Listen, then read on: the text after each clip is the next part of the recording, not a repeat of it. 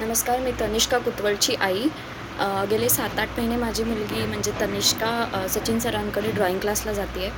तर तिच्यामधल्या मी इम्प्रूव्हमेंट्स स्वतः अनुभवते आत्ता.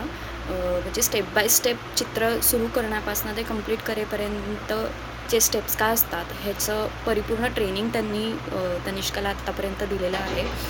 आणि मला माझं सगळ्यात पॉझिटिव्ह फीडबॅक सरांबद्दल असा आहे की मी सरांना कधीच मुलांना निगेटिव्ह फीडबॅक देऊन चुका दाखवताना बघितलेलं नाही आहे.